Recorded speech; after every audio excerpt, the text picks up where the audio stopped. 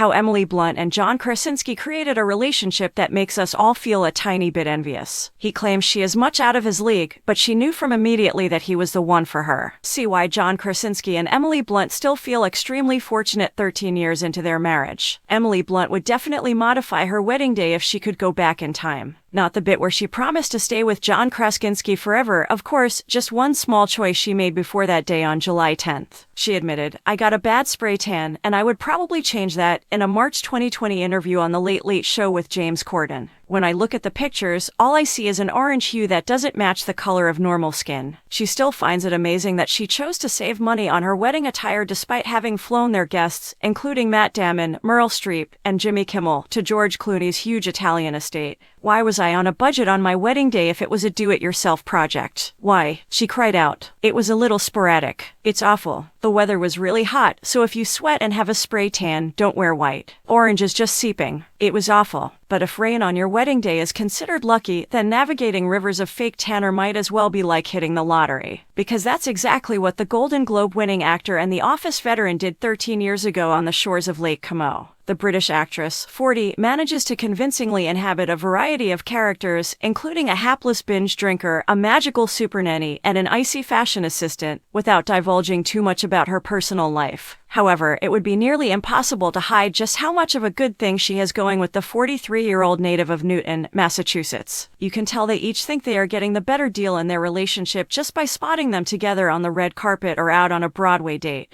Except if you ask Amy Schumer, whose joke about the A Quiet Place 2 cast members having a pretend marriage for publicity was so improbable that there was really only one possible answer. Because, according to Blunt, their first meeting nearly 15 years ago literally caused an earthquake. She exclaimed, "Meeting John really changed my life," in a 2013 InStyle cover story. "I feel unstoppable when I feel his support," she said. "On your good days, someone is behind you, and on your bad days, someone is in front of you." In a recent news segment, he declared, "I think she's the hero at home for sure," promoting the fourth and final season of his Amazon political action drama Jack Ryan. "Her assistance during this event has been what has allowed me to succeed. Not just in terms of the logistics of having to continuously travel the world, but also in terms of being supportive and ensuring that my kids didn't desert me when I had to travel to these nations and film. In addition to being the one to take charge in their Brooklyn home, she's one of the coolest people. She's so talented, she's beautiful, and she's certainly out of my league," he said to the Daily Beast in 2016. Life changes for the better when you're fortunate enough to meet your one person. The good fortune for the actor, writer, producer Jim Halpert, who is still best known as Dunder Mifflin's GIF-worthy everyman, started one night in 2008 when he just so happened to be in the same Los Angeles location as the Devil Wears Prada scene stealer. "It's a sad, boring story, I guess. He was in the restaurant while I was there." In an interview on Late Night with Seth Meyers in 2018, she said, "I was sitting with a common buddy. This is our love story. That's it. It was written."